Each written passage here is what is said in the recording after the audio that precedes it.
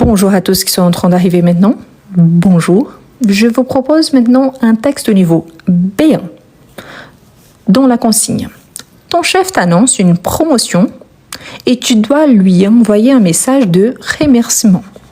Rédige un texte de 160 mots environ pour exprimer ta gratitude. Explique comment cette promotion te motive, ton engagement à poursuivre ton travail et ta volonté de contribuer au succès de l'équipe. Utilise un ton professionnel et respectueux. Ici, c'est important car la consigne, elle nous tutoie, mais elle nous dit d'utiliser un ton professionnel et respectueux. Si c'est le cas, et si j'écris à mon chef, je vais le vous voir. Pourquoi? Parce que sinon, il y a trop d'intimité. Je ne sais pas si la personne a cette intimité-là ou pas avec son chef. En général, on vous voit jusqu'à un certain moment où la personne me dit de le tutoyer ou quelque chose pareil. Mais sinon, on le vous voit. Qu'est-ce qu'on doit faire ici? On doit faire un message de remerciement. Un texte de environ 160 mots. C'est-à-dire que je peux écrire peut-être un petit peu moins ou un petit peu plus. Je vous conseille toujours 10%, soit des moins, soit des plus, quand on a environ, pour exprimer ta gratitude. Donc, ici, il faut expliquer tout cela. D'accord? C'est ça qu'on va faire au long de notre texte. Les tons à utiliser, donc, professionnel et respectueux, c'est pour ça que je vais vous voyer mon chef. D'accord? Bon. Je vais commencer. Toujours, je commence par la salutation. Je vous rappelle que j'ai créé mon chef, donc je pars du principe que je connais les noms de mon chef. Si je travaille avec lui et s'il vient de m'offrir une promotion. Ok? Donc, ici, je commence par bonjour au lieu de salut. Pourquoi? Parce que salut, c'est trop informel. Ici, je peux dire par exemple bonjour, monsieur Dupont. C'est le nom de mon chef dans ce texte. OK? Vous allez adapter selon votre habitude. Si vous avez l'habitude d'appeler monsieur, madame, le responsable, donc ici vous pouvez adapter, il n'y a pas de souci. Ensuite, on commence. Je tiens à vous remercier. Donc, je commence bien mon texte selon ce qui m'a été demandé. Je tiens à vous remercier sincèrement. Je peux utiliser maintenant les adverbes. Attention, ici c'est le niveau B1, donc je pars du principe que vous savez déjà séparer les mots selon les sons. Ok? Donc, sincèrement,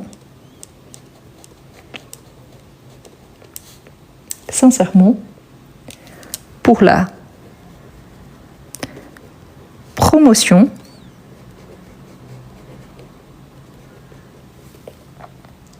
que vous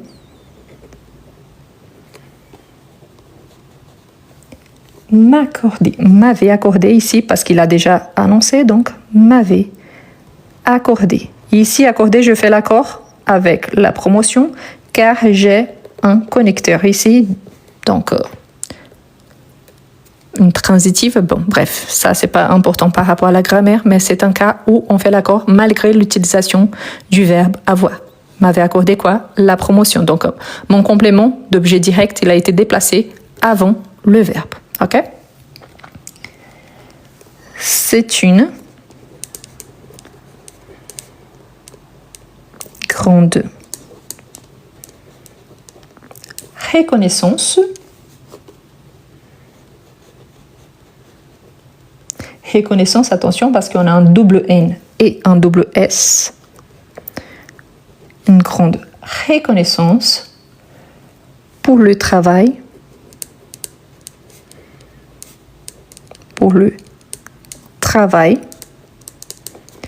accompli. Accompli, c'est un synonyme de réaliser. Donc, vous pouvez remplacer si vous avez des difficultés.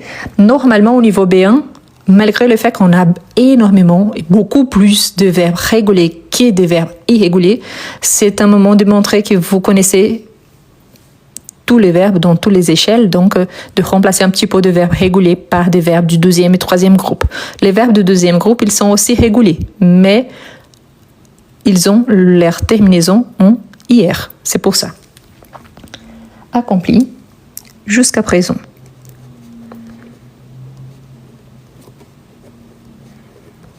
Jusqu'à présent. Cela me motive encore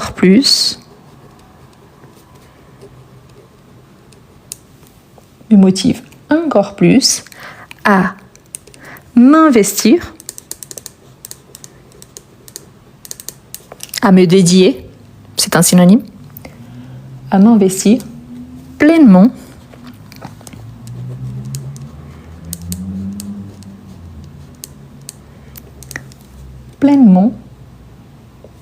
dans mes responsabilités.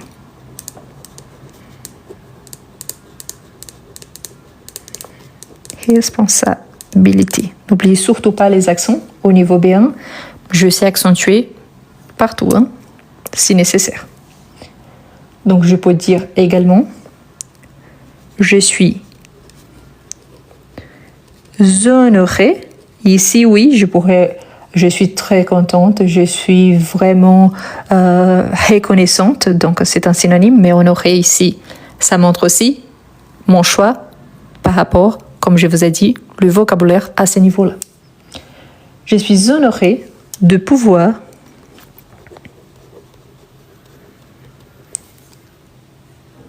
continuer à contribuer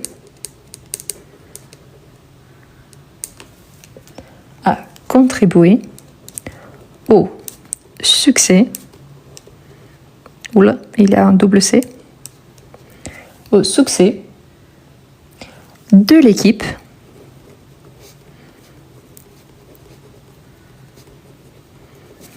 et à relever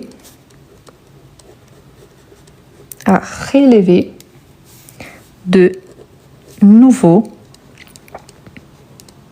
N'oubliez pas, de qui précède un adjectif au pluriel avant les noms, il perd le S. Ok? Petite règle. De nouveaux défis avec vous et l'ensemble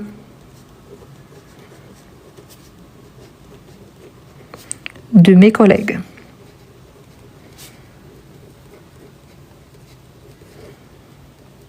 Et là, peut-être, vous vous dites, waouh, mais c'est un paragraphe énorme. Je suis d'accord. Mais j'ai encore deux choses à dire. N'oubliez pas que je dois écrire environ 160 mots, n'est-ce pas? Si vous jugez que le paragraphe, il est trop long, vous pouvez le séparer, il n'y a pas de souci. Mais attention, ne faites pas des paragraphes trop courts non plus. Pourquoi? Les paragraphes plus courts sont réservés au niveau A1, A2. Ce n'est pas une faute, mais ce n'est pas recommandé non plus.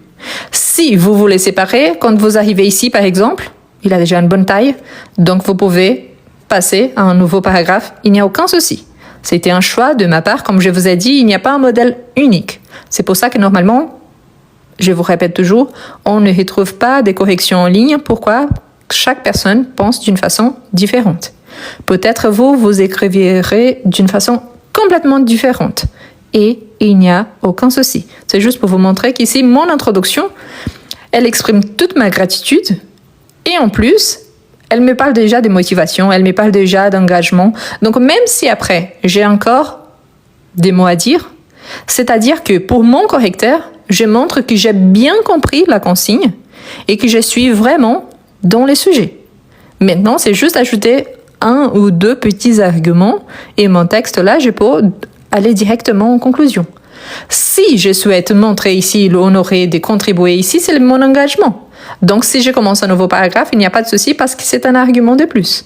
D'accord? Donc, je peux considérer qu'ici, c'est une introduction avec tout ce qui m'a été demandé d'une certaine façon. Mais je pourrais considérer jusque-là l'introduction. Et à partir d'ici, je commence les arguments. D'accord? Le développement proprement dit. Bon, mais on continue. Maintenant, je vais parler un petit peu plus sur cette promotion. Donc, cette promotion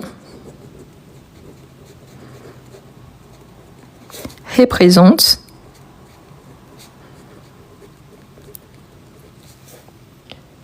une étape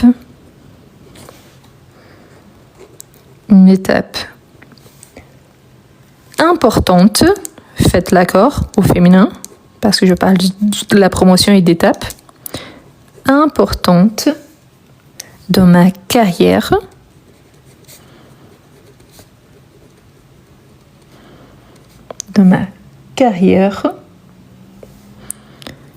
et une belle opportunité. Attention aux mots, dont en double, carrière, double R, opportunité, double P. Ça, c'est important, 7, double T.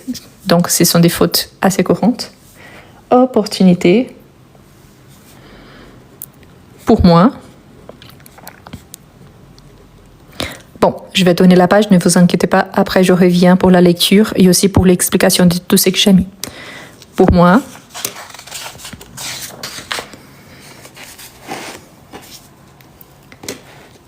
d'apprendre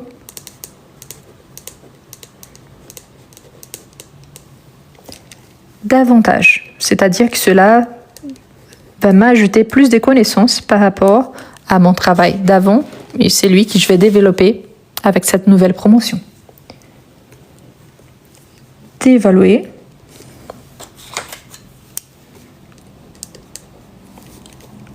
non, j'ai évalué, je vais changer pour évoluer, c'est mieux. Une évolution par rapport à la carrière, c'est mieux. Et de donner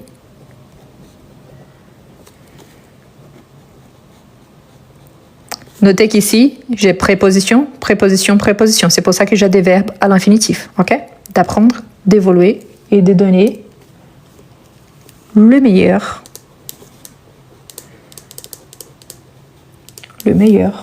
de moi-même. Ça revient aussi, c'est que cela m'apporte et aussi mon engagement. Ok? Je suis enthousiaste. Enthousiaste, c'est un synonyme dans ce contexte ici de motivé. Donc, je suis enthousiaste à l'idée, la marque du féminin, n'oubliez pas, à l'idée de travailler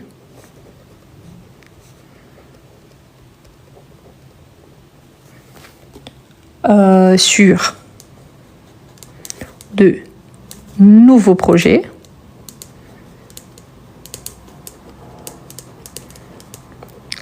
l'accord au pluriel, l'adjectif vient avant, le D, le S est supprimé. Des nouveaux projets et de contribuer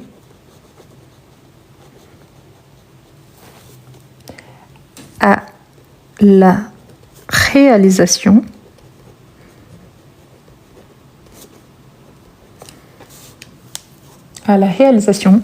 des objectifs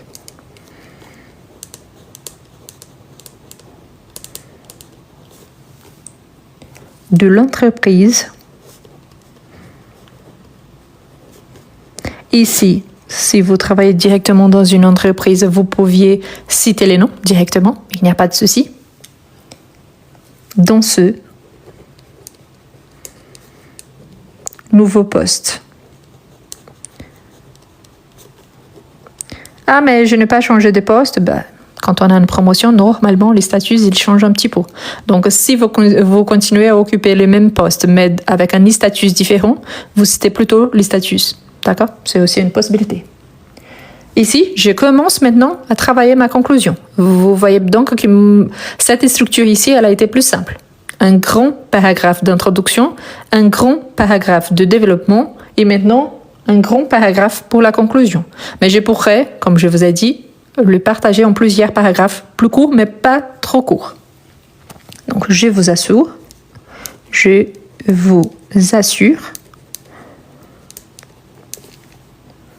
que je ferai. Ici, si j'utilise je vous assure, j'utilise plutôt le futur simple, pas de S, sinon c'est les conditionnels. Ce n'est pas une condition, je suis en train d'affirmer cela. Donc je ferai tout mon possible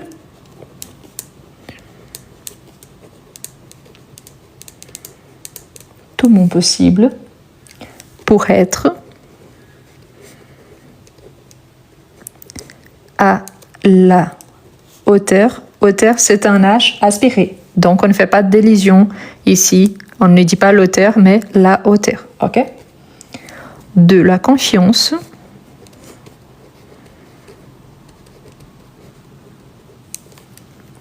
que vous m'accordez.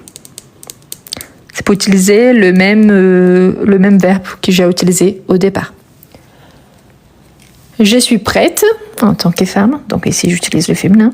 Je suis prête. N'oubliez pas les accents. À relever ce nouveau défi. Donc je reprends ce que j'ai utilisé auparavant, soit dans l'introduction, soit dans les développements, parce qu'ici c'est déjà la conclusion. Donc ces nouveaux défis. Défi, pas défi, hein. Défi. Avec enthousiasme, parce que j'avais utilisé ici, je suis enthousiaste, donc ici je reprends. Enthousiasme. Et engagement, les mots qui ont été utilisés dans la consigne. Engagement. Donc ici, je peux ajouter. Merci encore pour cette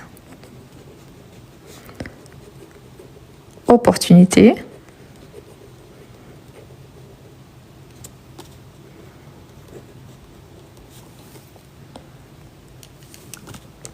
J'ai hâte de continuer à collaborer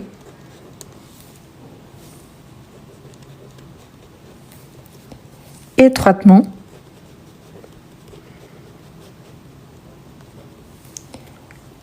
avec vous et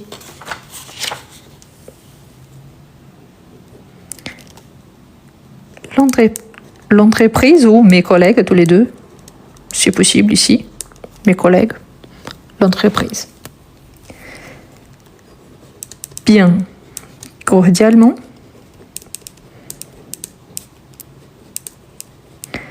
ici c'est le moment de la signature. Comme je vous dis toujours, dans une évaluation, on n'a pas besoin de signer, sauf si cela est demandé au début de notre consigne, sauf si vous présentez votre personnage depuis le départ. Quand je salue au début de mon texte, c'est mon chef et pas moi-même. Donc ici, je ne suis pas obligée. Si je souhaite signer, n'oubliez pas qu'on utilise plutôt le nom de famille et pas vraiment notre prénom. Notre prénom, ce n'est pas si important. Donc je pourrais utiliser par exemple Madame et un nom de famille, le prénom plus le nom de famille, ou encore je peux faire l'inversion, nom de famille en majuscule plus le prénom avec juste l'initiale majuscule. Il y a plusieurs possibilités. Mais là, ce n'est pas vraiment important. Je reviens juste pour vous expliquer donc ici ce que je fais par rapport à ce qui a été demandé. Je commence par une petite salutation formelle parce que je dois utiliser un ton professionnel et respectueux. Je fais une grosse introduction. Comme je vous ai dit, vous pouvez partager en deux si vous jugez nécessaire, il n'y a pas de souci. Ou je remercie, c'était l'objectif surtout.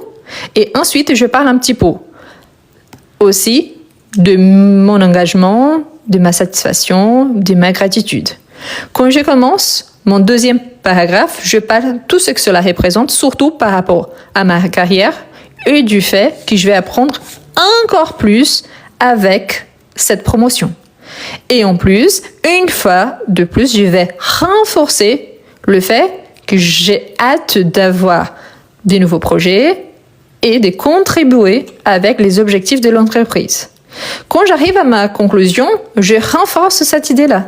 Donc, j'assure que je ferai de tout mon possible pour être à la hauteur de la confiance qu'il vous m'accorder. Donc, qu'il faut vraiment faire confiance à moi. Donc, je vais rétribuer d'une certaine façon. Et c'est pour ça que j'utilise plutôt le futur simple et pas le conditionnel. Et surtout, je confirme et j'assure le fait que je suis prête à relever ces nouveaux défis. À la fin, déjà à la fin, donc très important, hein, ici c'est l'apostrophe de G. Merci, il n'y a pas de CD. Hein. Ça, c'est important. Donc, merci encore pour cette opportunité. Je remercie une fois de plus. N'oubliez pas, c'était un message de remerciement et le fait que j'ai hâte de continuer à collaborer, pas seulement avec mon chef, mais avec toute l'équipe, avec toute l'entreprise. Donc, ici, je peux remplacer pour l'équipe, mes amis, mes collègues. Donc, c'est aussi possible. Il y a plusieurs façons d'écrire la même chose, bien cordialement. Et si nécessaire, si vous jugez nécessaire, n'oubliez pas, on ne signe pas notre vrai nom, le nom d'un personnage. D'accord? Voilà. Au fur et à mesure que je faisais, je comptais. Donc ici, selon mes comptes, si je ne me trompe pas, il y a 164 mots. Comme c'était environ 160 mots, comme je vous ai dit, je peux écrire un petit peu moins ou un petit peu plus. 164, comme je vous ai dit, normalement, je juge avec 10%. Donc, je vais jongler 10% de moins, 16 mots de moins, 10% de plus, 16 mots de plus. 164 est dans la moyenne, donc c'est parfait. Pourquoi? Parce que si je me trompe, donc au moins, j'ai la moyenne 160, donc ça me va très bien. D'accord? Voilà.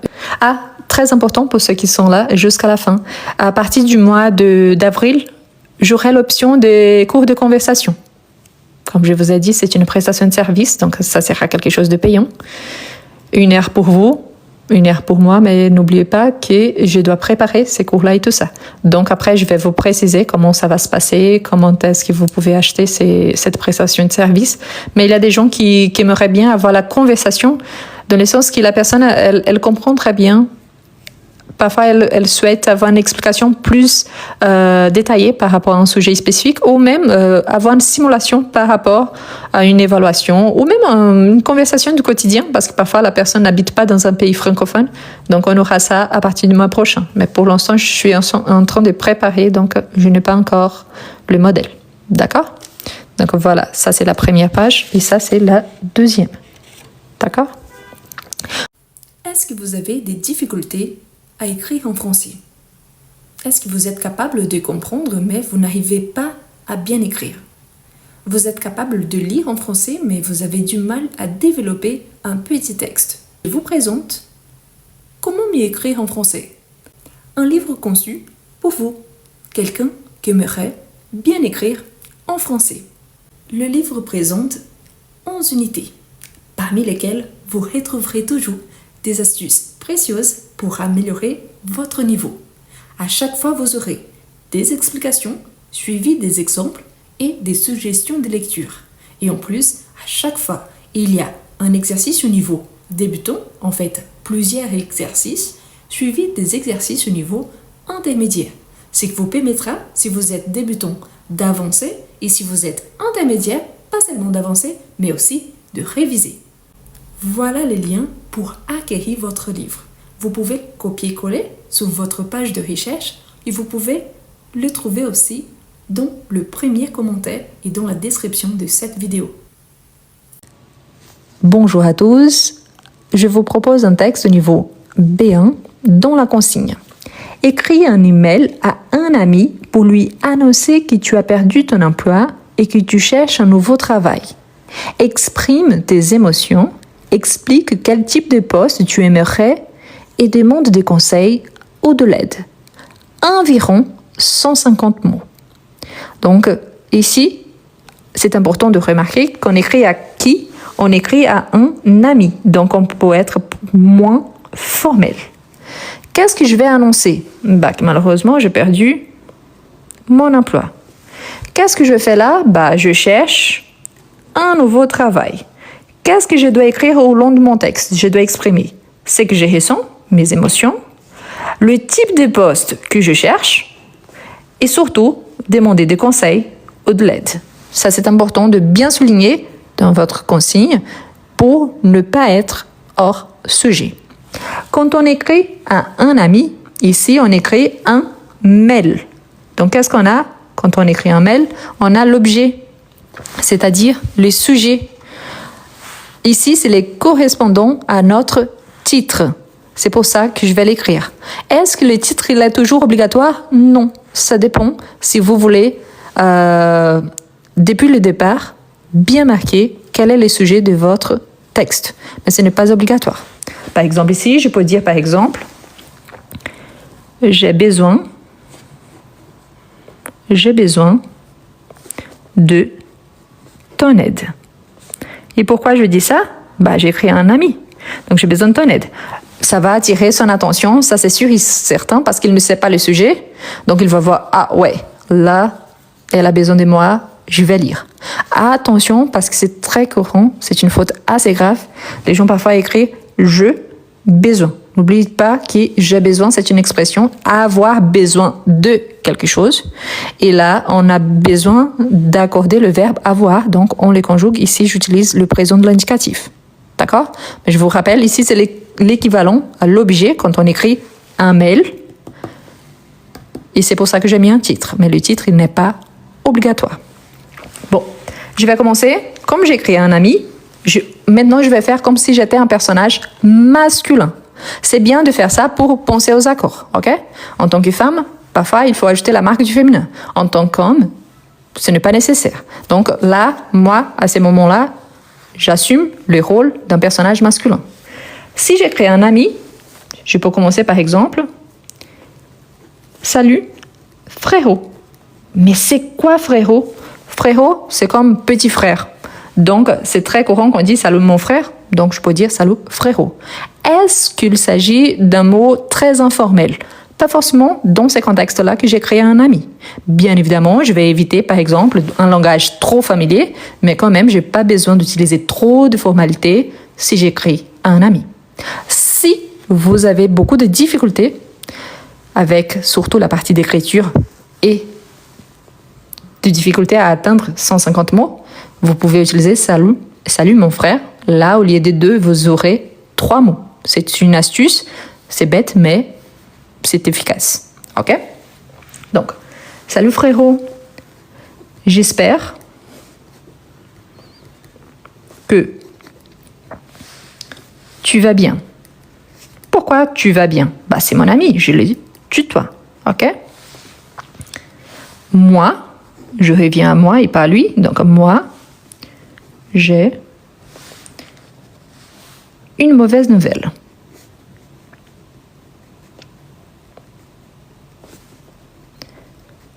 J'ai une mauvaise nouvelle. Donc, un petit peu de suspense. Donc, je mets les points de suspension. J'ai perdu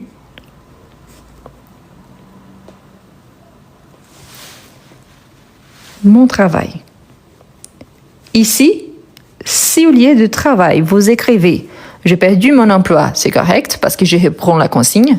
Si je dis « J'ai perdu mon boulot », c'est correct parce que c'est un mot qu'on utilise vraiment au courant, c'est un mot courant au quotidien. Donc, il n'y a pas de souci. Travail, boulot et emploi dans ces contextes, ça veut dire exactement la même chose. Il s'agit des synonymes. Donc, j'ai perdu mon travail et je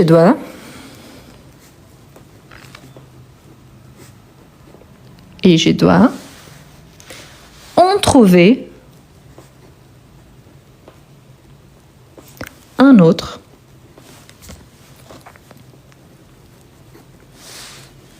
rapidement.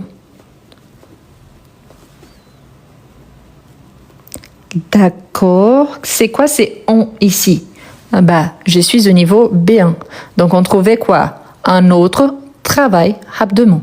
Quand je remplace le on ici, c'est pour éviter la répétition, mais je dis la quantité de cette chose. Donc, en trouver un autre rapidement. Un autre travail. Et ici, j'ai le verbe devoir, obligation. Lui, il demande un deuxième verbe, c'est un verbe semi-auxiliaire.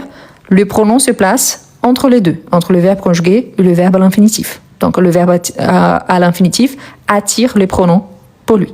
Ok? Ici, je peux dire, heb deux mots. Mon contrat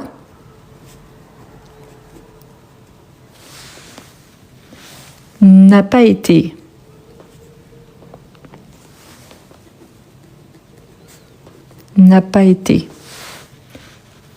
renouvelé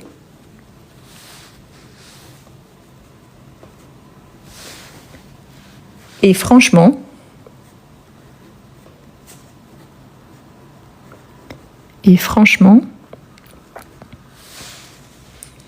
ça quoi? Le fait que mon contrat n'a pas été renouvelé, ça me stresse un peu. Donc, il me dit d'exprimer mes émotions. Donc, je suis en train de le faire. Ça me stresse un peu. Pourquoi? Parce que si je n'ai pas de travail, comment est-ce que je vais payer mes factures, que je vais tenir pendant cette période-là? Donc, si je serais au chômage, c'est un peu difficile. Hein? Donc, ici, je peux dire ça directement. C'est une façon aussi d'exprimer mes émotions. Donc, ce n'est jamais agréable d'être au chômage.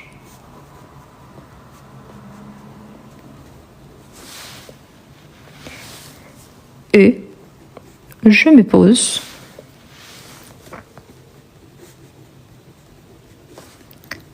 plein de questions. Ici aussi, il y a la question du ressenti. Ok? C'est une façon d'exprimer mes émotions. C'est quoi ces questions-là? Par exemple, où chercher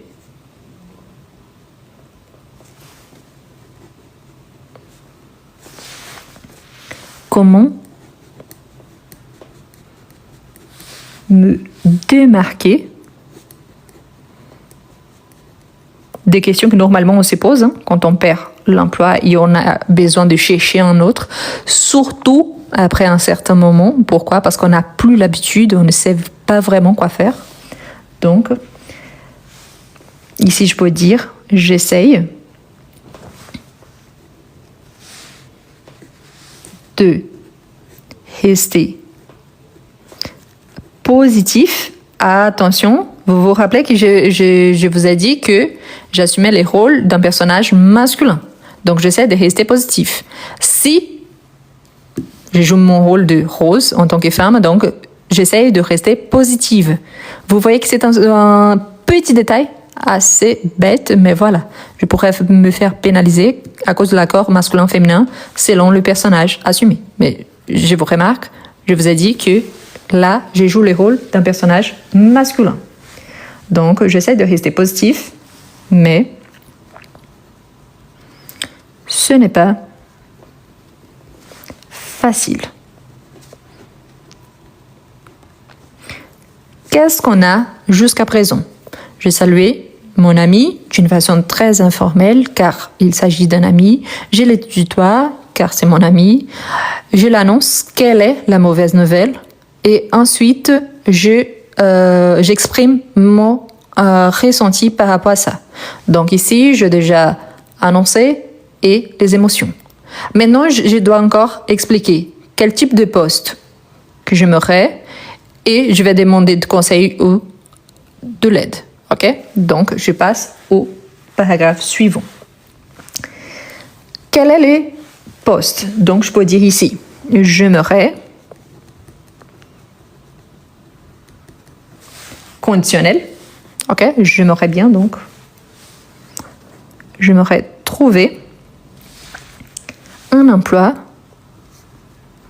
Et ici, vous avez plusieurs possibilités. Un emploi, et vous pouvez dire exactement le poste. Vous pouvez dire les domaines, parce que là, il y a plusieurs possibilités, surtout quand une personne elle a des expériences assez diverses. Donc, il y a plusieurs possibilités. Je vous donne un exemple. J'aimerais trouver un emploi En tant que comptable, c'est une possibilité. J'aimerais trouver un emploi dans la comptabilité. C'est une autre possibilité par rapport à ça. Pourquoi? En tant que comptable, c'est-à-dire que c'est le poste lui-même. Dans la comptabilité, c'est-à-dire que c'est les domaines, mais je peux travailler en tant qu'assistante comptable, en tant qu'expert comptable, en tant que, je ne sais pas, chef de paye, je ne sais pas, je ne connais pas les domaines, mais c'est un vocabulaire dans ce contexte ici, c'est le même champ lexical. Ça me permet vraiment d'exploiter un peu plus. D'accord? Donc, un emploi, ici, c'est à vous de décider. Donc, je vais mettre dans la comptabilité. Si vous mettez en tant que comptable, en tant qu'expert comptable, c'est aussi correct. Et bien évidemment, il y a plusieurs domaines différents. Si vous dites, par exemple, dans la restauration en tant que serveur, c'est une possibilité. Dans le BTP en tant que maçon, c'est une possibilité. En tant que mécanicien dans un garage, une possibilité. Il y en a plusieurs. OK? Mais je ne sais pas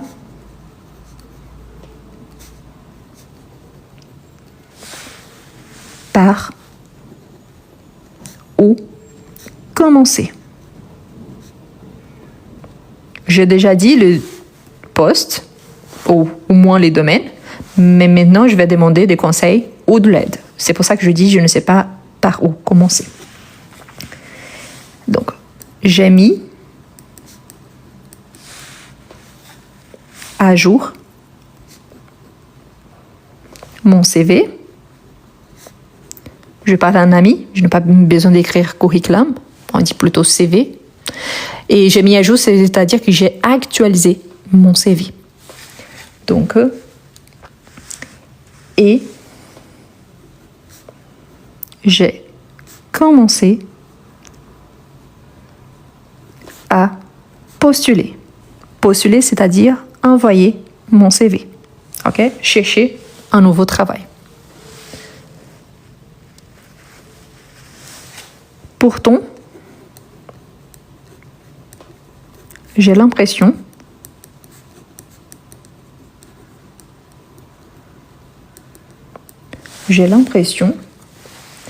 que ça, je vais tourner la page, après je reviens. J'ai l'impression que ça prend du temps. Ce qui on voit de plus en plus dans les journaux que ce n'est pas si facile. Ici, je viens de me rendre compte que j'ai fait une faute d'orthographe. Et je vais vous montrer parce que ça peut arriver. Moi, j'étais en train de dire, j'ai l'impression que ça prend du temps. Ah, mais ça prend du temps, c'est la troisième personne du singulier et pas la première. Donc, prend, c'est sans le S à la fin. Qu'est-ce que je fais dans ces cas-là? Ça peut arriver à n'importe qui. Si vous écrivez au format papier, celui-ci, parce qu'au format ordinateur, il faut juste effacer la lettre. Ici, comme ce n'est pas possible, je vais juste barrer. Je m'assure que la personne, le correcteur, il va bien comprendre que j'ai barré, que j'ai reconnu que j'ai fait une faute. Et là, ça va. Il n'y a pas de souci. Pensez toujours que nous sommes en train d'écrire un texte et que ça peut arriver de lire une lettre de plus, d'oublier une lettre, d'oublier un accent. Et après, on revient et on ajoute ou on enlève. OK? C'est bien que cela arrive juste pour vous montrer que ça peut arriver à n'importe qui. Donc, je vais barrer simplement de façon qu'il soit conscient que c'est une faute. Je n'ai pas besoin de barrer énormément, de rasurer mon document. Non, ce n'est pas l'objectif. C'est juste montrer que j'ai reconnu une faute et que je l'ai identifiée et enlevée. D'accord? Comme ça, je ne suis pas pénalisée. Ensuite, je peux dire, est-ce que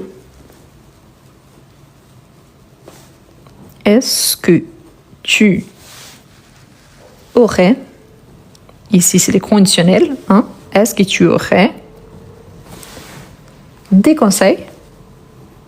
Est-ce que tu aurais des conseils? Ici, très important. Quand on écrit, ou ici l'écrit, c'est très courant qu'on fasse. Soit on utilise le est-ce que pour poser une question, soit on utilise l'inversion verbe-sujet. C'est une possibilité, car c'est un texte. C'est un mail que j'envoie à mon ami. Ou alors, je peux partir du principe que j'écris à mon ami. Donc, si j'écris les structures plus familières, c'est-à-dire pronom, verbe, complément, il n'y a pas de souci parce que le correcteur, il sait identifier aussi les possibilités. Il va analyser, il ne va pas vous pénaliser. Mais ici, comme il s'agit d'un texte écrit, je viens d'utiliser le « est-ce que ».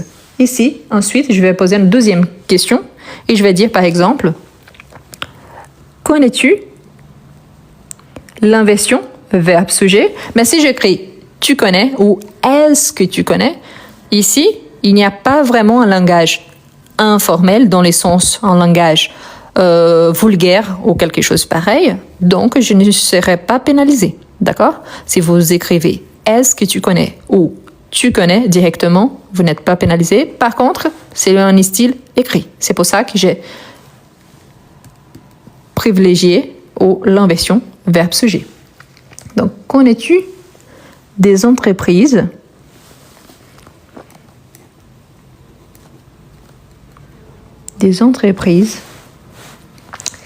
qui recrutent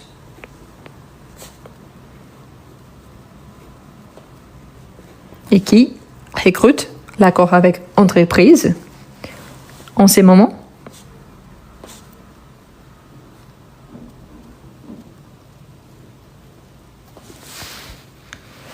Peut-être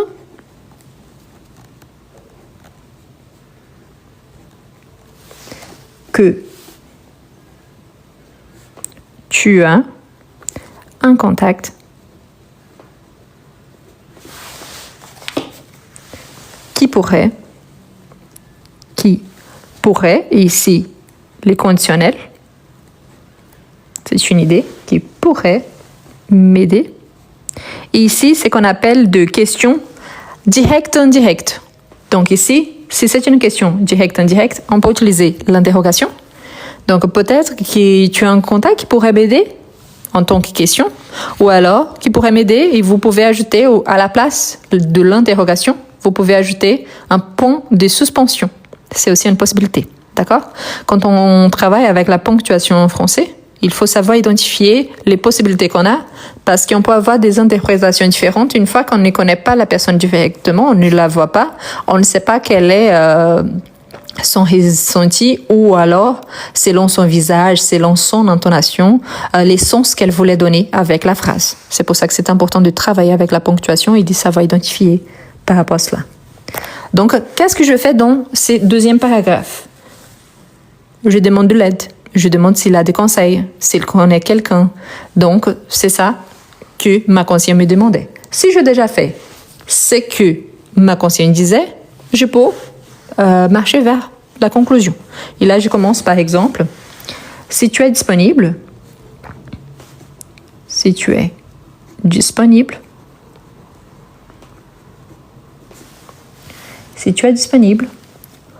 on pourrait toujours les conditionnels, car je ne sais pas si ça aura lié ou pas. Si je sais, j'utilise plutôt le futur simple, mais sinon, plutôt le conditionnel. Pourrait se voir pour on parler. C'est quoi les on ici? Parler de cette situation, parler si lui, il connaît quelqu'un, s'il peut aider ou pas. Donc, c'est ça, les on ici, ok? Parler de ça. De tout ce qui a été présenté jusqu'à présent. Donc ici, ça me ferait du bien. Ça me ferait du bien, ça me ferait plaisir, c'est une possibilité également. D'avoir ton avis. Ton avis, c'est la même chose que ton opinion. Et peut-être, c'est un mot, c'est une expression composée. Donc, le tirer ici, il est obligatoire. Parce que sinon, je passe de peut-être à pour être. Ça signifie une autre chose. Peut-être quelques idées. C'est-à-dire, penser à deux, c'est mieux que de penser tout seul. Donc ici, je peux dire « J'espère te revoir bientôt.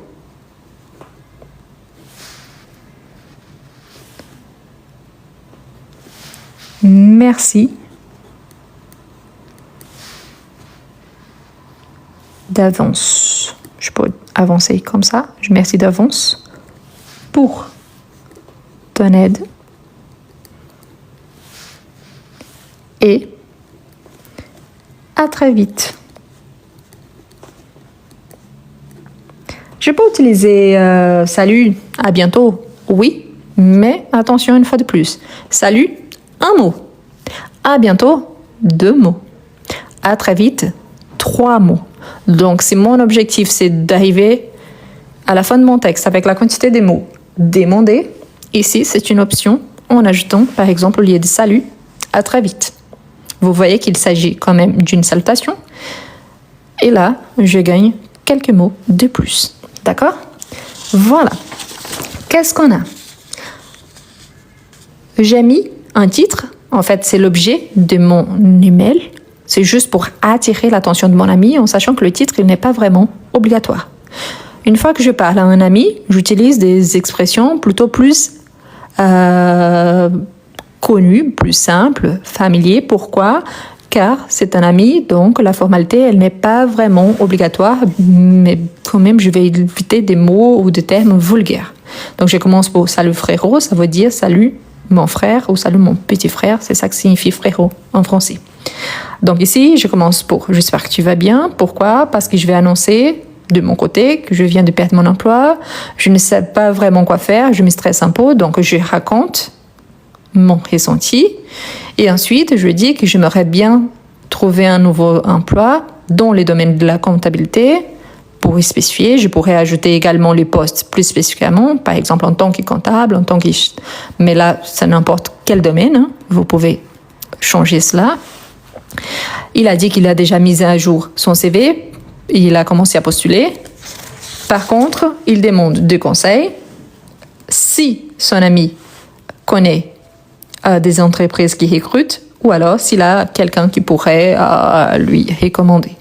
Ensuite, il propose de se rencontrer car cela, ce serait bien de penser ensemble et peut-être arriver à une idée ou alors en trouver quelque chose.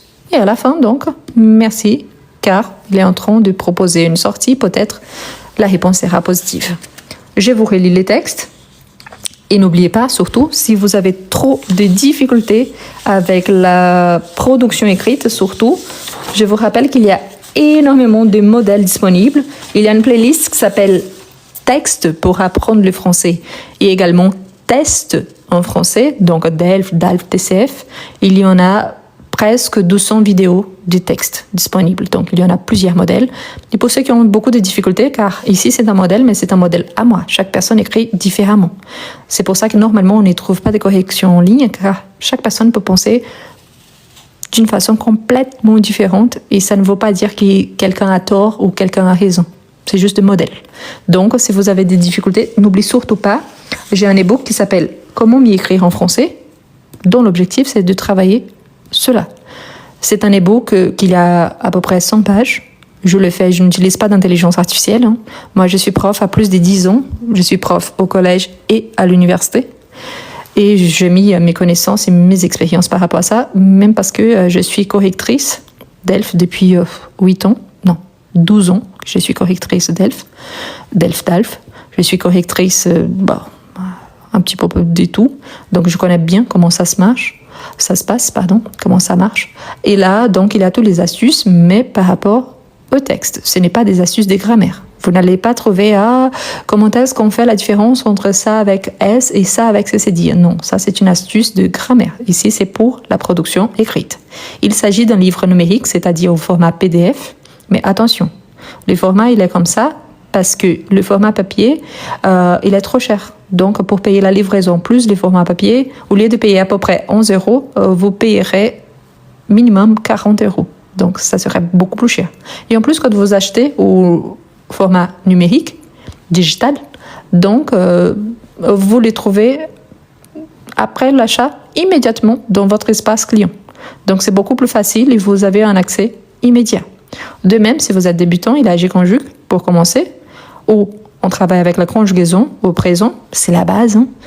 En français, on a énormément de temps verbaux et plus de la moitié ont l'air base, dont le présent indicatif. Et également le passé composé. Le lien, c'est facile. Dans mon profil, il y a le lien. Et dans la description de toutes mes vidéos sur YouTube. C'est facile. Je vous relis le texte. Donc, j'ai besoin de ton aide. Salut frérot, j'espère que tu vas bien. Moi, j'ai une mauvaise nouvelle. J'ai perdu mon travail et je dois en trouver un autre rapidement. Mon contrat n'a pas été renouvelé et franchement, ça me stresse un peu. Ce n'est jamais agréable d'être au chômage. Je me pose plein de questions. Où chercher? Comment me débarquer? J'essaie de rester positive, mais ce n'est pas facile. Je me trouvé un emploi dans la comptabilité, mais je ne sais pas par où commencer. J'ai mis mon CV et j'ai commencé à... Ah, ici, l'importance de se relire. J'ai mis mon CV, je vous ai dit, à jour, actualisé, et je n'ai pas noté. C'est pour ça que c'est important. Réalisez-vous toujours. Pourquoi? Parce que parfois, ici, c'est un exemple. Si vous étonnez un petit peu après, ça sera possible sur YouTube. Vous allez voir que je vous ai même expliqué que c'était... J'ai mis à jour mon CV. Ah non, j'ai mis ici, j'ai anticipé. Donc, j'ai mis à jour mon CV. J'ai pensé comme ça, j'ai mis mon CV à jour. C'est une possibilité. Bon, bref, mais c'est important de lire. Donc, j'ai mis à jour mon CV et j'ai commencé à postuler. Pourtant, j'ai l'impression que ça prend du temps. Est-ce que tu aurais des conseils? Connais-tu des entreprises qui recrutent en ce moment? Peut-être que tu as un contact qui pourrait m'aider. Si tu es disponible, on pourrait se voir pour en parler. Ça me ferait du bien d'avoir ton avis et peut-être quelques idées. J'espère te revoir bientôt. Merci d'avance pour ton aide et à très vite. Vous le savez déjà, dans un mail comme celui-ci, pour un examen, on ne signe pas. Dans la vraie vie, on le signe toujours. Donc, bien cordialement, plus les noms. Je vous rappelle qu'ici, j'ai joué le rôle d'un homme. C'est pour ça que je dis de rester positif et pas positive, car en tant qu'un personnage masculin, l'accord toujours au masculin. D'accord? Voilà.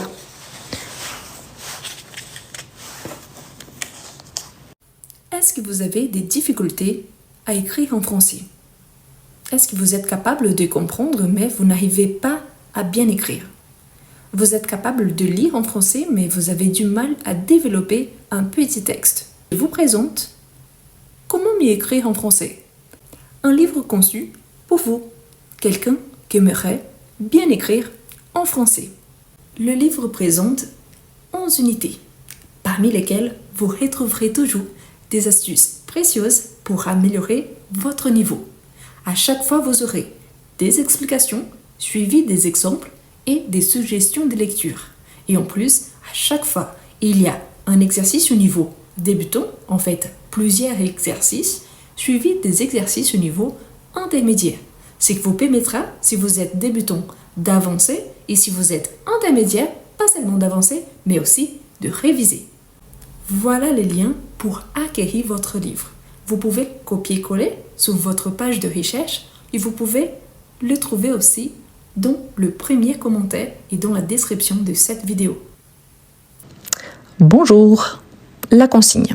Vous êtes à l'hôtel, vous envoyez un email à un ami. Vous décrivez le quartier où est votre hôtel et vous lui indiquez le trajet pour venir vous rejoindre. Donc, on a la consigne. Quelle est la consigne? Je dois écrire à qui? À un ami. Je suis où? À l'hôtel. Je dois faire quoi? Décrire le quartier et aussi indiquer quel est l'hôtel où je suis pour qu'il puisse venir à ma rencontre. On va faire ensemble. Donc, j'écris à un ami. Je peux le tutoyer, bien évidemment. Il s'agit d'un ami. Donc, je vais commencer là par « Cher Paul ». Paul, c'est le nom de mon ami. « Cher Paul, j'espère que tout va bien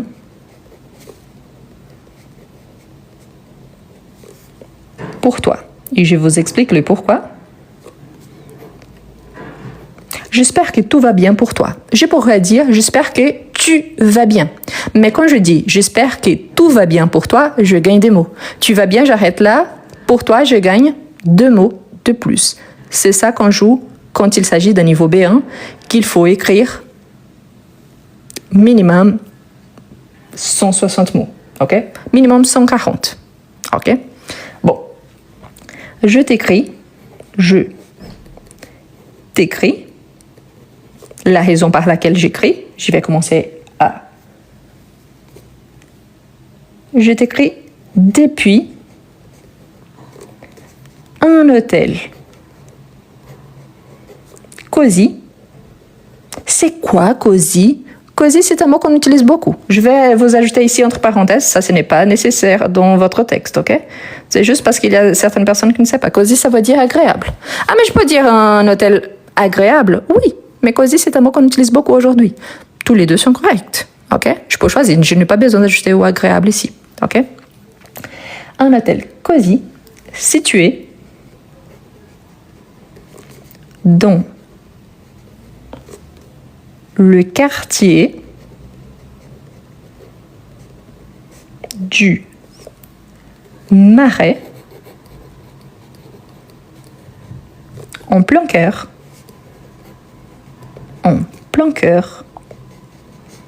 de Paris. D'accord, qu'est-ce que je fais jusque-là? Je commence par une salutation en espérant que mon ami va bien, que tout va bien pour lui. J'écris depuis où? Donc ici, je vais me situer où est mon hôtel. Donc, c'est un agréable hôtel situé dans les quartiers du Marais parce qu'il dit décrivez le quartier. Donc, je le cite déjà. Il est où? En plein cœur de Paris. Il est bien localisé.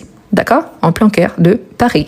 Donc, je sais déjà les noms du quartier et également la ville. Je suis à Paris. L'ambiance ici, l'ambiance ici est incroyable. C'est-à-dire que je me sens vraiment bien. Elle est incroyable. Pourquoi j'ai mis incroyable? Parce qu'ici, si vous ne voulez pas utiliser cosy, vous avez déjà utilisé agréable, ça évite la répétition. D'accord? Incroyable. Entre petite ruelle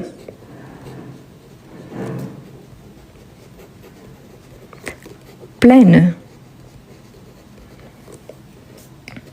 de charme, ce qui est vrai, hein. Je ne sais pas si vous connaissez le Marais à Paris, mais sinon, regardez sur Google Images, c'est très charmant. Et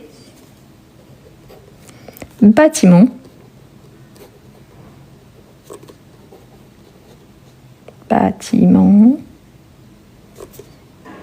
chargé d'histoire. Attention, ici il y a toujours quelqu'un qui pose la question. Ce n'est pas entre des petites ruelles, non. Entre ruelles ici, il y a déjà une préposition. Donc je ne suis pas obligée à ajouter une deuxième préposition. Ça peut exister, mais ici, dans mon contexte, ça va bien comme ça. Ok? Donc je parle de l'ambiance. Et en plus, c'est que je vois.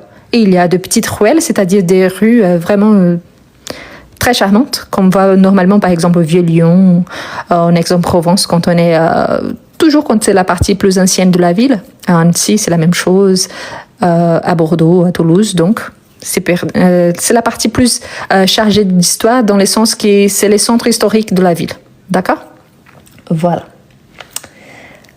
Maintenant, je vais commencer à parler de l'hôtel. Donc, l'hôtel, n'oubliez pas les accents, hein. L'hôtel se trouve à accentuer, c'est une préposition, se trouve à quelques minutes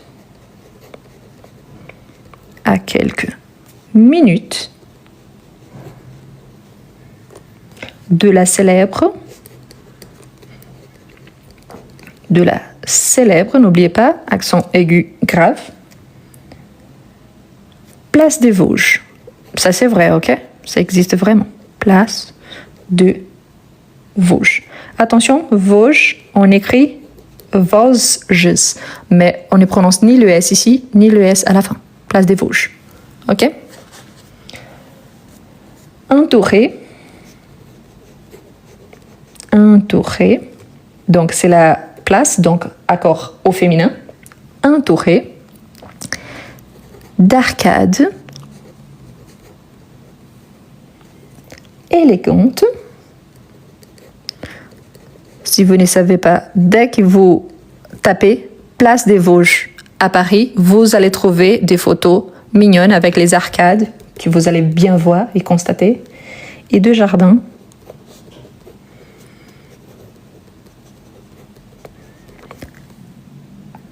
Paisible, paisible, c'est-à-dire tranquille. Ça vient du mot paix.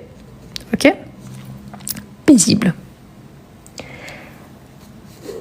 À chaque coin de rue, c'est-à-dire au fur et à mesure qu'on avance entre les ruelles, à chaque coin de rue, on découvre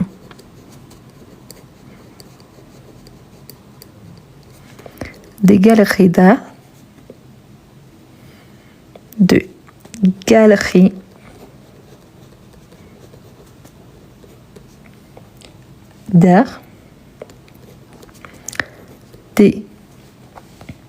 librairies,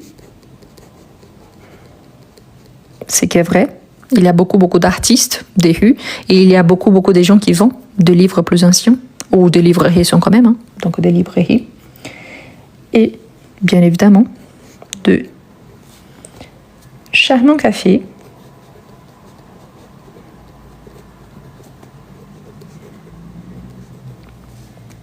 où l'on peut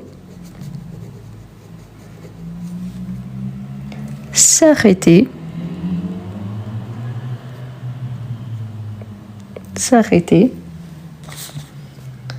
pour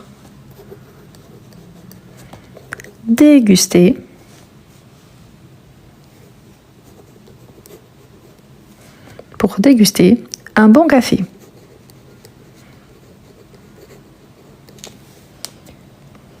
On pourra ajouter, même ici pour gagner quelques mots, accompagner. Ah, je n'arrive pas à tout écrire, donc je vais écrire ici en bas. Accompagner. N'oubliez pas, en français, on sépare les sons. Accompagner. Donc ici, je peux séparer, d'accord? Mais attention pour faire le décalage syllabique ici. Accompagné d'une pâtisserie. Vous pouviez remplacer par viennoiserie, un petit dessert, c'est possible. Il n'y a pas de souci. Mon objectif, c'était de gagner un petit peu plus de mots. Donc, accompagné d'une pâtisserie, je gagne 3 mots de plus au lieu de m'arrêter pour déguster un bon café. Je pourrais remplacer pour prendre un bon café. Oui, pour boire un bon café. Oui, c'est possible. N'oubliez pas que je suis au niveau B1. Donc, mon vocabulaire, il est plus vaste. Je sais la différence. Je sais que ça signifie dans ces contextes exactement la même chose. Mais je peux me permettre de varier mon vocabulaire justement pour montrer à mon correcteur que je le connais. Si vous avez des doutes, évitez. Donc là, je peux dire l'atmosphère. Ici, c'est bien parce que je joue avec des mots qui sont difficiles à écrire. L'atmosphère. I est animé. Ici, je vous explique. Le I, c'est par rapport au lieu où je suis, pour éviter de répéter que je suis au marais. Donc, ici, j'ajoute le I. Donc, je montre que je sais utiliser également les pronoms I. Ici, animé, c'est par rapport à l'atmosphère, donc l'accord au féminin. Et animé, chaleureuse. Je peux ajouter un deuxième adjectif, justement, pour gagner un mot de plus. Et chaleureuse. Parfaite. Je vais continuer. Ne vous inquiétez pas. Après, je viens pour la capture d'écran, d'accord? Sinon, je vais perdre où je suis là, ma pensée, donc. Parfaite.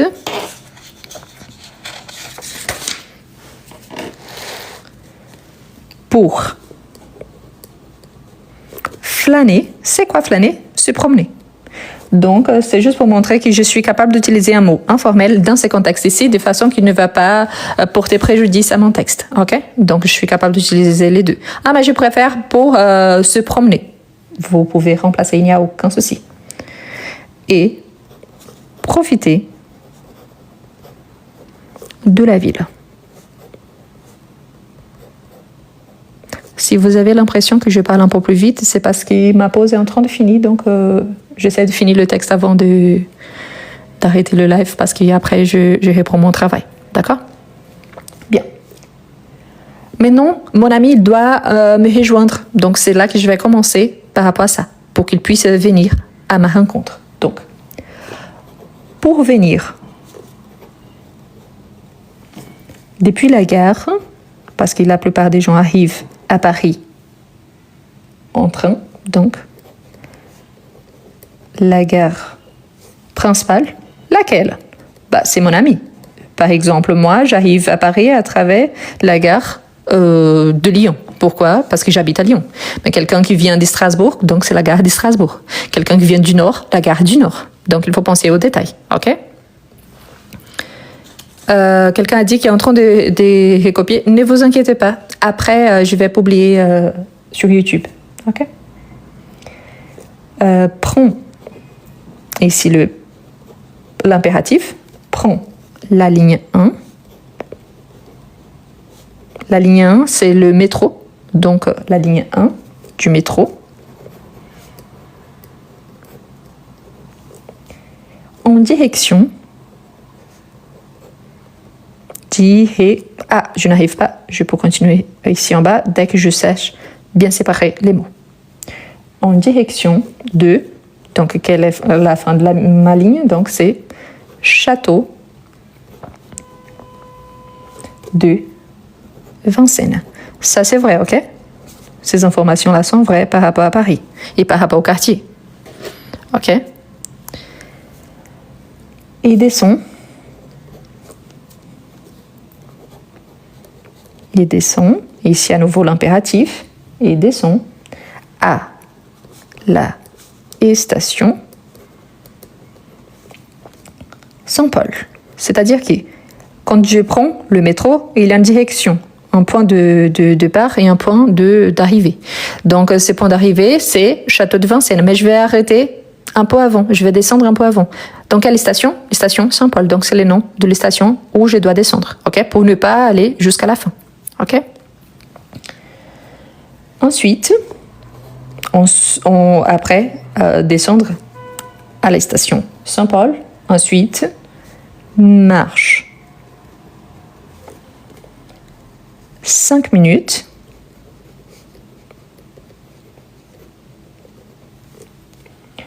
en suivant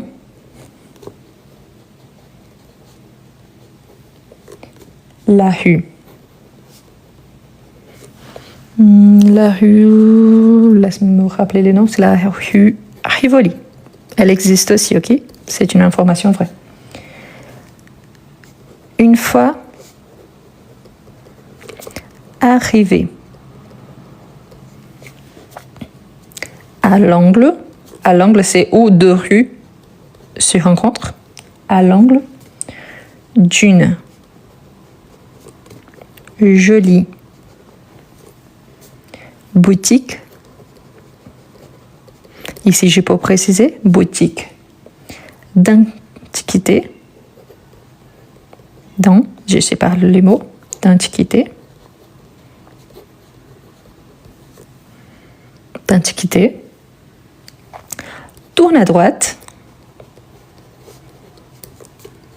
Tourne à droite. Donc ici, pour parler des directions. Et l'hôtel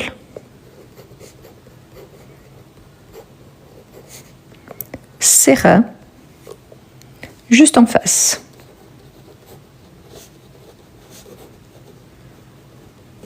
Voilà. J'espère que ces indications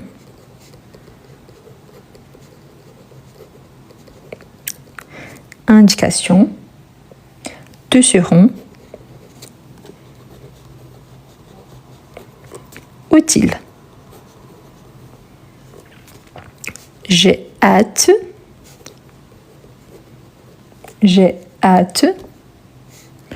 de te voir et de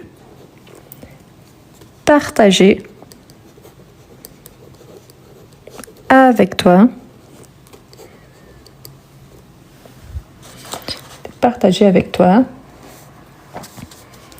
la découverte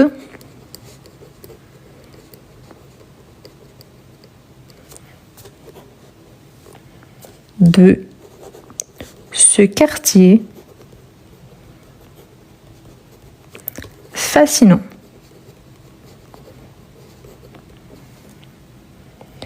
À très bientôt.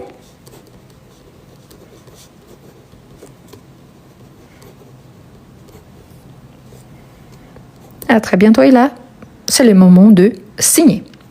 Qu'est-ce qu'on a? Je vais repasser tout le texte. Juste un instant. Là, c'est la fin, ok? Tout d'abord, quel était notre objectif? Moi, je suis dans un hôtel et j'envoie un mail à un ami dont l'objectif c'était de décrire mon quartier et également l'hôtel où est placé mon hôtel, ok? Donc ce n'est pas la description de l'hôtel, mais plutôt du quartier. C'est qu'il y en a, il est proche de quoi, dans quelle ville, comment, et finalement, et vous lui indiquez le trajet pour venir vous rejoindre. Donc il doit aller à ma rencontre. Comment s'appelle mon ami? Paul. Je l'envoie donc le message. J'espère que tout va bien pour toi. Pourquoi? Pour gagner plus de mots. Je t'écris depuis un hôtel cosy, cosy signifie agréable, dans un agréable hôtel, situé dans le quartier du Marais. Il y a certaines personnes qui disent Marais, c'est une question d'accent, les deux sont corrects, ok? Marais, Marais, ok. En plein cœur de Paris. L'ambiance ici est incroyable, entre petites ruelles pleines de charme et bâtiments chargés d'histoire. Sur le fait, c'est un quartier très ancien et engorgé vraiment d'histoire, c'est vraiment trop mignon. L'hôtel se trouve à quelques minutes de la célèbre place de Vosges, entourée d'arcades élégantes et de jardins paisibles. Paisible, tranquille, ça vient de paix.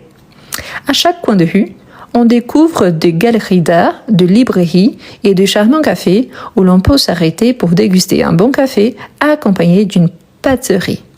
L'atmosphère de ces quartiers, c'est pour ça que j'utilise I, l'atmosphère y est animée et chaleureuse, parfaite pour flâner et profiter de la ville. Pour venir depuis la gare principale, la vôtre, où vous êtes arrivé, prends la ligne 1 du métro en direction du château de Vincennes et descends à la station Saint-Paul. Ensuite, marche 5 minutes en suivant la rue Rivoli, c'est le nom de la rue. Une fois arrivé à l'angle d'une jolie boutique d'antiquités, tourne à droite et l'hôtel sera juste en face. J'espère que ces indications te seront utiles. J'ai hâte de te voir et de partager avec toi la découverte de ce quartier fascinant. À très bientôt et ensuite on va signer par exemple Rose. Flâner, ça veut dire se promener, ok? C'est promener, balader. Oui, marcher. Magasiner, c'est proche, mais magasiner, c'est quand on va acheter, faire des courses. Là, c'est plus flâner, c'est marcher sans direction et tout ça. OK? Ici, quelqu'un demande pourquoi il y a d'antiquités. C'est une boutique d'antiquités, il y en a plusieurs à Paris. C'est où on vend des produits plus anciens. Il y en a plus, vraiment, à Paris. Donc plusieurs, on prononce plusieurs. OK? Voilà, c'est un texte qui, ici, par rapport à ce qui m'a été demandé, j'ai tout mis. Je pourrais changer de quartier, oui. Je pourrais changer de ville, oui. Il n'y a aucun souci. Pourquoi? Parce qu'ici, il ne me précise ni le pays, ni la ville, ni quel est le quartier. Donc, je pourrais changer tous les temps. Quelqu'un demande pourquoi il y a un S à toujours, pas à plusieurs. Parce que plusieurs, c'est un adverbe. Donc, un adverbe, c'est un mot invariable qui ne change pas. C'est la même façon que toujours. Toujours, on écrit toujours avec un S. Pourquoi? Parce que c'est un adverbe. Il vient pour intensifier ou pour parler d'une quantité indéterminée. D'accord? La même chose que beaucoup, qu'il y a un P et on ne prononce pas. En français, on a plusieurs lettres qu'on appelle de lettres muettes. Presque toutes les lettres en français sont muettes. Donc, à la fin d'un mot. C'est pour ça. OK? Voilà.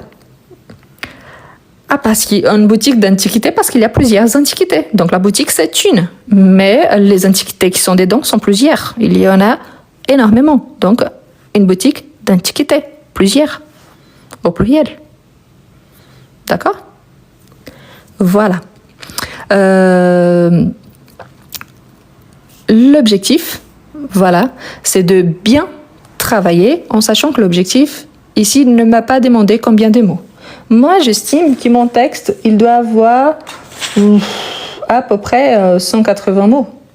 Sinon, très proche de ça. En général, mes textes niveau B1, ils ont minimum 140, maximum 190. Mais voilà, normalement, pas moins, pas plus que ça. Comme ici, il ne m'a pas demandé de préciser, vous avez remarqué que j'ai bien utilisé les prépositions, le présent, l'impératif, la description de lieu, les prépositions de localisation et de lieu. J'ai vraiment donné des noms qui existent vraiment à Paris, donc le Marais, Paris, la place des Vosges. Donc ça existe vraiment. C'est important. Pourquoi? Parce que quand je me base sur une information qui existe vraiment, c'est plus facile de la travailler. Imaginons par exemple que je pars à Colombie. Donc je pars en Colombie, pardon. Je pars en Colombie et je suis à Bogota. Et j'ai un ami qui habite à Bogota. Moi, je ne connais pas, mais pour mon ami, c'est très simple de donner toute la précision par rapport à sa ville. Pourquoi? Parce que c'est sa ville maternelle, par exemple. De même que moi, je vais à Sao Paulo. Je connais Sao Paulo, ça serait plus facile de faire la description. Pourquoi? Parce que c'est une ville que je connais déjà. Si vous venez à Lyon, pour moi, c'est super simple de vous décrire Lyon. Pourquoi? Parce que c'est une ville que je connais très bien, car j'habite ici depuis plusieurs années.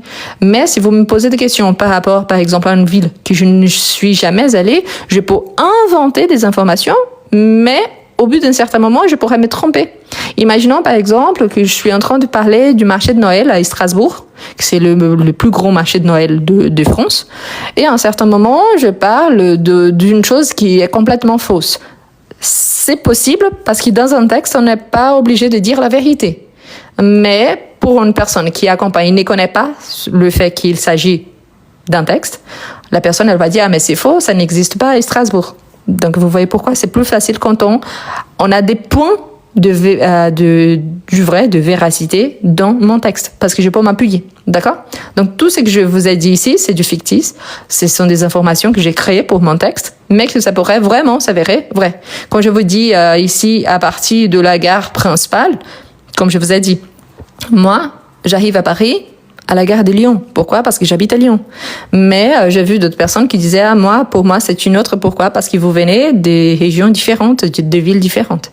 Donc, il faut baser que la principale, c'est par rapport à toi et pas par rapport aux autres. D'accord? Sinon, on donne vraiment le nom.